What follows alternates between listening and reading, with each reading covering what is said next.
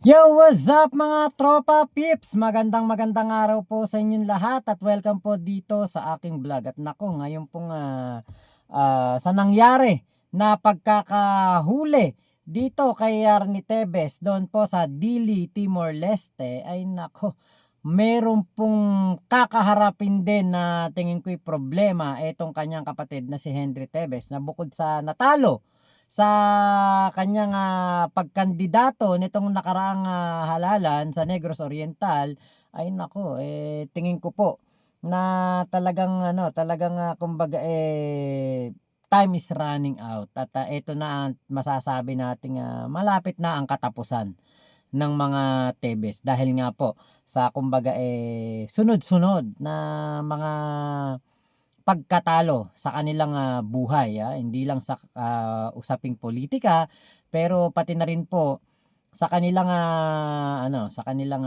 laban sa buhay at sa kaso dito kay Gob Roel Degamo. So ito po yung balita ng bilyonaryo.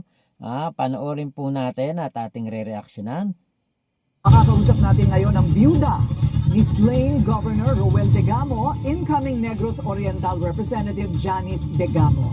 Congratulations on your win, Congresswoman. Thank you at magandang po, gabi. Ma'am Corina. Opo, Good evening opo. po.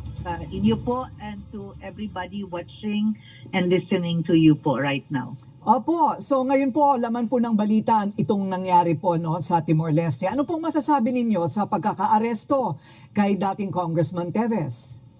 I hope po after the arrest, he will really be brought back home and be made answerable to the crimes committed sa husband ko along with the others who died with him po.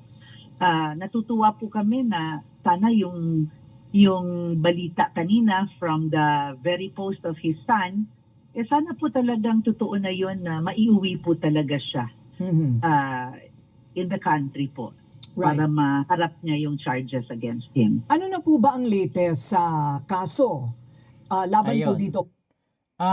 Tingin ko actually itong si Axel Tevez, kaya niya pinost yung video na yon ay para makakuha ng simpatya at para makakuha po ng suporta siguro sa international media, sa UN, kasi tinag niya ang UN, pati yung International Ombudsman Association tinag pa niya, pati ang dami niyang tinag dun sa kanyang post. Pero hindi po pinansin inisnab lang at hindi naman siguro kakampihan din ng mga media at lalong-lalo na ng UN ang mga katulad ni Arnie Tevez na talagang grabe po ang mga ginawang kasalanan.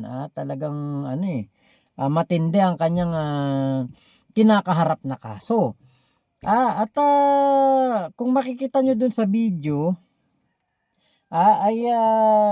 kita natin talagang grabe yung yakap ni Arnie Tevez doon sa kanyang Aresto ito. Okay. sa Timor. Ito.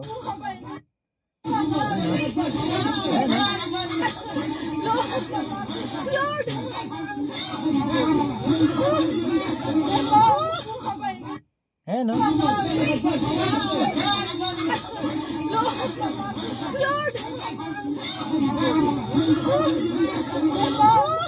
Grabe yung yakap ni Arnie Tevez dun sa abogado niya. Abogado niya daw po yung niyayakap niya, sabi dun sa nakita ko yung mga comment.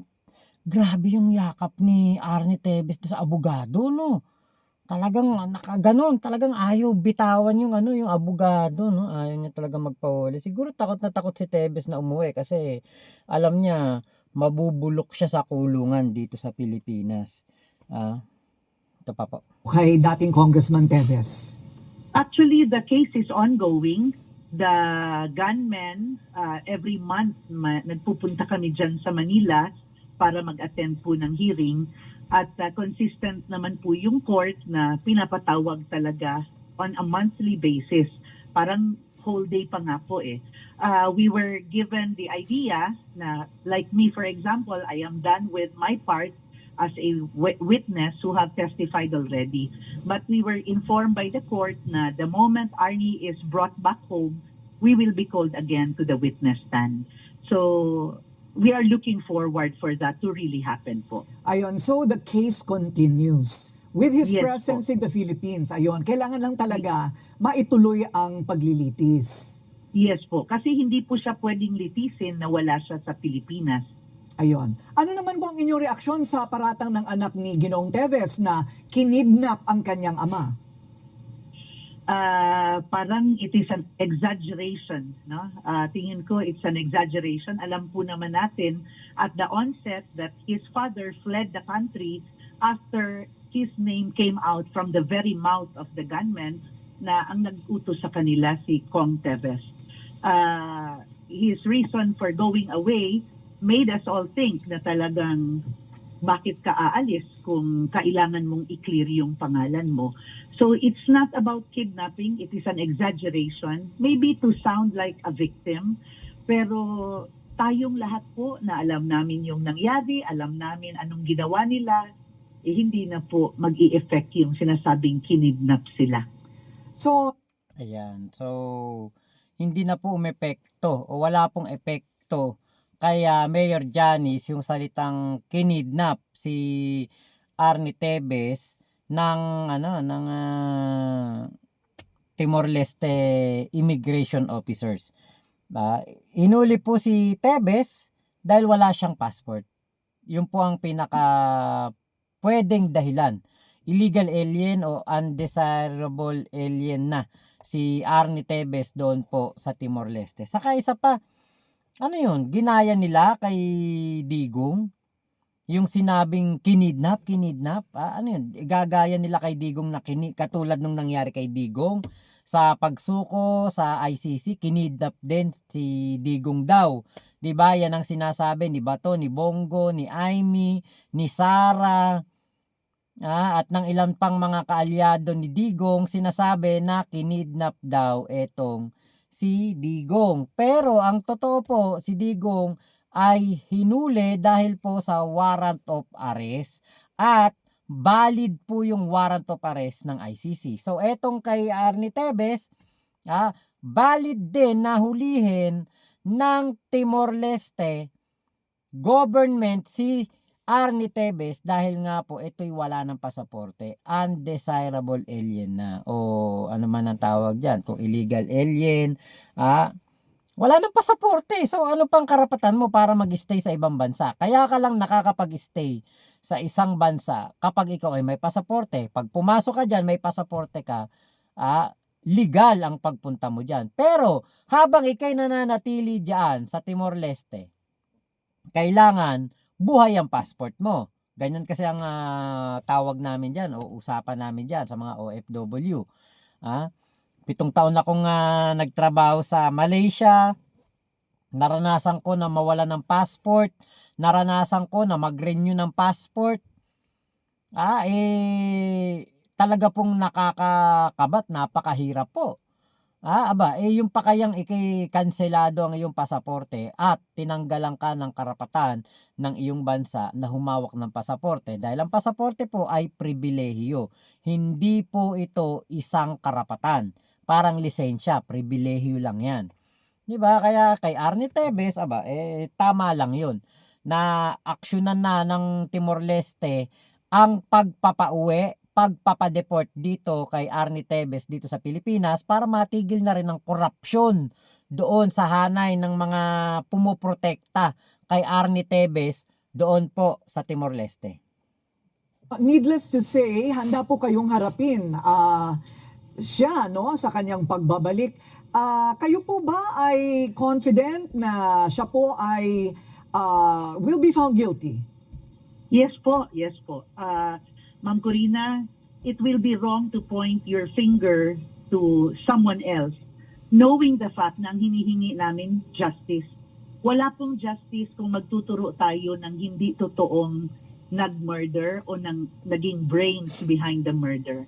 Malakas ang kumpiyansa namin if you connect the stories being said, if you connect the evidence that we know existed sana wag lang talagang mawala yung ebidensya.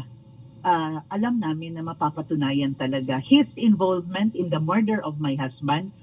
In fact, Ma'am Corina, kahit yung kapatid niya na tumakbong governor na natalo this election, malakas din po ang kaso laban sa kanya. Hinihintay pa nga po namin when will it be pursued? Because hindi po kami naniniwala na si Arnie lang yan. That is Arnie and Henry Tevez together. I see. So, I'm tempted to ask kung ano po ang pinaka malakas na ebidensya, but that would be sub judice, ano po? Hindi natin pwedeng pag-usapan? Yes po. Yes po. But when the case build-up for his brother was ongoing, the lawyer assigned to do the case build-up called me po and told me, Mayor, hindi lang pala ito explosives and illegal possession of explosives and firearms.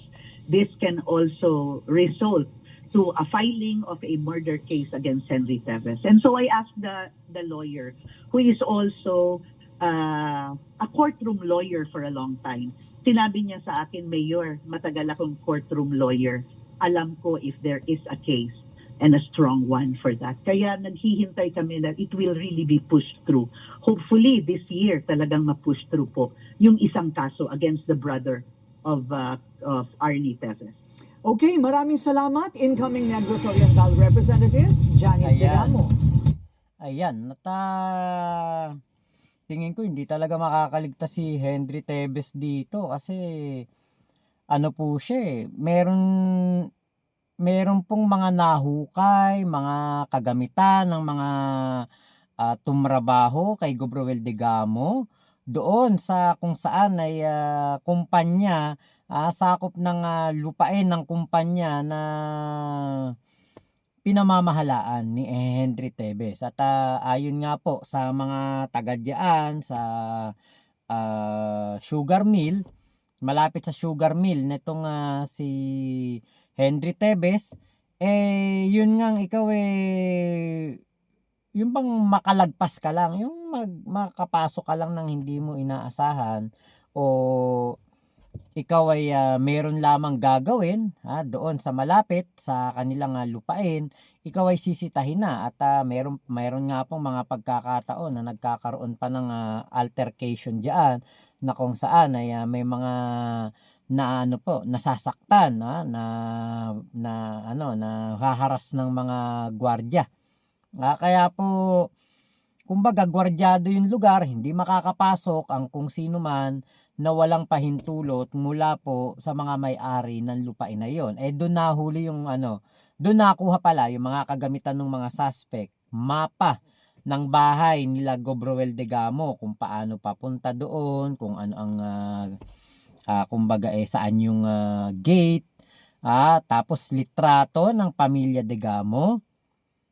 Lahat po ng mga ebidensya ay doon po nahukay sa lupain na yon. Nasakop ng kumpanya ni Henry Tevez. Si Henry Tevez po ang presidente. So talaga pong meron itong partisipasyon. 'Di ba? So natalo na nga sa pagka-gobernador na tingin ko ay talagang inaayawan na po ng mga taga Negros Oriental ang mga Tevez, tapos 'di ba eto pa. Ito pa at mukhang lalong madidiin si Henry Tevez pag-uwi ni Arnie Tevez mula po sa Timor-Leste. Lalong titibay ang mga ebidensya, lalong dadami ang mga witness dahil po may mga lalabas na mga tao para po sabihin kung ano ang kanilang mga nakita, nalalaman sa pangyayari ng pagkamatay ni Gobrowel Degamo. Kaya po eto nga, nasabi ko nga na talagang the end is near na para sa mga Tevez. At kahit na ano pang gawing paawa ng pamilya ni Arnie, mangingibabaw pa rin na sila po ay mas kinakatakutan kaysa kinakampihan or sinisimpatyahan. Mas namumutawi po sa mga taga Negros Oriental na sila po ay safe. Masasabing safe ngayon mula po sa mga katulad ni Tevez kaysa yung nandiyan si Tevez sa probinsya ng Negros Oriental. Ngayon nga medyo tahimik na doon sa sa Negros Oriental. Hindi na po katulad noon na mayat maya merong natutumba, may ginugurgur. Hindi na po katulad noong panahon ni Arnie, na nandyan si Arnie, parang Digong Duterte ginawa sa sa Negros Oriental, yung parang parang katulad nga ng sinabi ni Mayor Janice, sinabi ni Mayor Janice, reign of terror. Sa kanya ko narinig yan. Yan ang ginawa ni Arnie Tevez diyan po sa Timor Leste, sa Negros Oriental. Ganun din ginawa ni Digong sa ating bansa. Reign of terror din po ang ginawa niya nung siyang presidente. Kaya kumbaga ngayon, hindi talaga hahayaan ng tadhana na makaligtas ka sa mga kasalanang nagawa mo, at ito ngayon ang nangyayari kay Arnie Tevez, kay Henry Tevez at sa kanyang pamilya. Dahil nga po syempre, hindi naman lahat masama, 'di ba? Hindi lahat ng nandiyan sa pamilya ni Tevez ay masama, pero 'di ba? Kailangan nilang tanggapin na ang mga pagkakamali na nagawa nitong si Arnie at ng kanyang mga kasapakat, kanyang mga kasama sa pagpaplano, pag-execute at paggawa ng pagtakas ni Arnie Tevez para magmukhang wala siyang kinalaman dito sa pagkagurgur kay Gob Roweldegamo. Ito po lahat ay hahantong sa korte, sa kulungan, at pagbabayaran ni Arnie Tevez ang kanyang mga kasalanan. So hindi po talaga makakaligtas si Arnie Tevez sa kamay ng batas ng Pilipinas. Kaya nga po, buti na lamang talaga at mabuti ang presidente ng Timor Leste. Buti na lamang talaga at ang presidente po ng Timor Leste ay mas uunahin po ang kapakanan ng kanyang bansa kaysa kapakanan ng isang pugante kriminal. Diba? Ayaw na daw po na kupkupin ni President Horta ng Timor Leste itong si Arnie Tevez. Maaring mahal na mahal si Arnie Tevez ng mga tauhan ni Horta, pero si Horta mismo bilang ama ng bansa ay gagawin niya ang nararapat, at ito po yung nararapat. Gagawin ni President Horta kung ano ang tama dito para sa kanyang bansa. At yun nga po ay ang hindi maging takbuhan ng mga kriminal ang Timor Leste. Nakakahiya po yan sa kanyang mga magiging kakampi o kanyang magiging kaibigan o kapitbahay, kamiyembro dito po sa Association of Southeast Asian Nation. So si PBBM po at si Horta ay tingin ko nagkausap at napagkaisahan nila at ng buong ASEAN countries, members, leaders, na isuko na lang si Arnie Tevez sa Pilipinas para po mapatunayan ng Timor Leste na sila'y sincero sa kanilang pakikipagkaibigan, pakikipagkaisa, at sa kagustuhan nila na maging miyembro ng ASEAN. Mas malaki po ang mapapala ng Timor Leste kaysa po kay Arnie Tevez. Kasi kay Arnie Tevez, puro lagay lang yan. Puro bigay lang. Tapos lululungin naman sa sugal ang kanyang mga kapitbahay, yung mga tao diyan sa Timor Leste, yung mga lokal. Naku po, pangit 'yon. Mapapasama lang ang mga lokal ng Timor, ng Dili. Meron nga sa akin nagbato ng balita diyan na itong si Tevez sumisistema na diyan ng tupada. Sumisistema na ng online sabong. 'Di ba? Kaya po tama 'yon. Tama yung itong ginawa ni Horta. Kasi po napakapanganib ng tao na si Tevez. So, isuko na lang para mas makinabang ang mga taga Timor Leste at mas maging secured ang kinabukasan ng Timor Leste as a member of Association of Southeast Asian Nation, 'di ba? Mas okay 'yun, bilang ama ng bansa ng Timor Leste. Tama yung ginawa ni President Horta at tama rin ang ginawa ni PBBM, 'di ba? Meron akong nabasang post sabi hindi daw pumirma si PBBM o hindi daw pipirma si PBBM doon sa kanyang pagiging miyembro ng Timor Leste na mag-aaproba sa miyembro ng ASEAN para i-aproba ang pagiging miyembro nitong si Timor-Leste sa ASEAN. Kapag hindi pumirma si PBBM dyan, hindi po magiging miyembro si Timor-Leste ng ASEAN. Kaya, di ba, para po sa kinabukasan at kapakanan ng bansa ng Timor-Leste, kailangan talagang gawin ni President Horta ang nararapat. Kaya yung kidnap na yan ni Axel Tebes na pinapalabas nila na kinidnap si Arnie Tebes dyan sa Timor-Leste, hindi po yan totoo. Malaking katarantaduhan, malaking kagaguhan, at kailangan lamang pagbayaran ni Arnie Tebes ang kanyang mga kasalanan. So, yun lamang po. Maraming salamat sa pagsama nyo sa aking vlog na ito. Shoutout sa mga taga Negros Oriental, Congressman Janice Degamo. Congrats po kay Vice Governor Pritz Diaz at kay Vice Mayor Vice Mayor Alvin ng Dawin. Ayan, Truita. Ayan, shoutout po pati kay Mayor Galik. Ayan, hello po sa inyong lahat sa mga taga Negros Oriental. Alam ko masaya kayo sa nangyari na ito kay Arnie Tebes. Bye-bye po.